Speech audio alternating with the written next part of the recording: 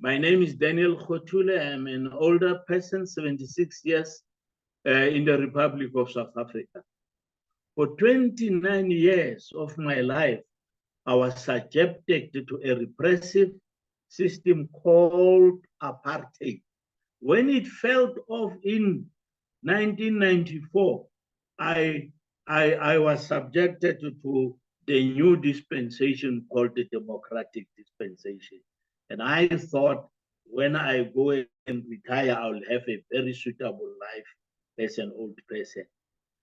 However, much have changed since 1994, and people of our country are now enjoying liberty, justice, and freedom. Although people are today free, life is not always as good as that for older persons. As a result of apartheid system, people were excluded, especially Africans were excluded from the economy and not have access to pension and saving system.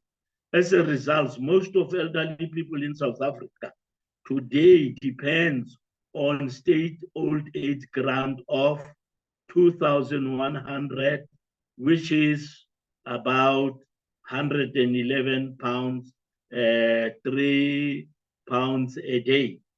Besides the economy challenges older people are facing today, challenges related to being long-term care, dementia, home-based care, and many other issues require urgent attention by the government. Of a particular concern is the scourge of abuse and violence perpetrated against the older persons in our country. No instrument can measure that accurately. The system of the police and the data that has captured this did capture, but many things are left outside.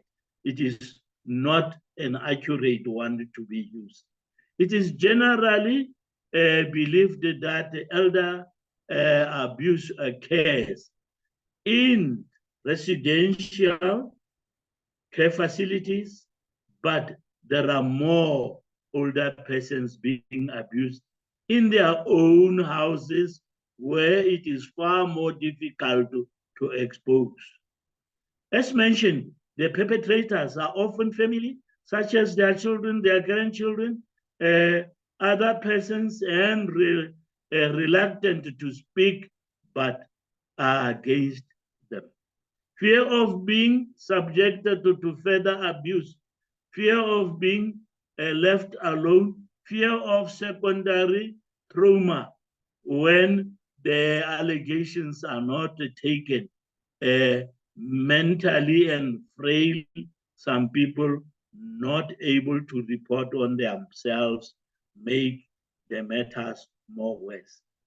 The Act number 13 of 2006 has captured and defined how the older people in South Africa must live. The legislation, it is there from the Department in South Africa. But many people, as elderly people, are not aware of what it is supposed to happen, how they should report for themselves. Educating them takes a very long process and it needs urgent attention. I, as the South African Older Persons Forum chairperson, very delighted to participate in this session of Human Rights Council of the United Nations. That will pave the way for binding the United Convention on the rights of older persons.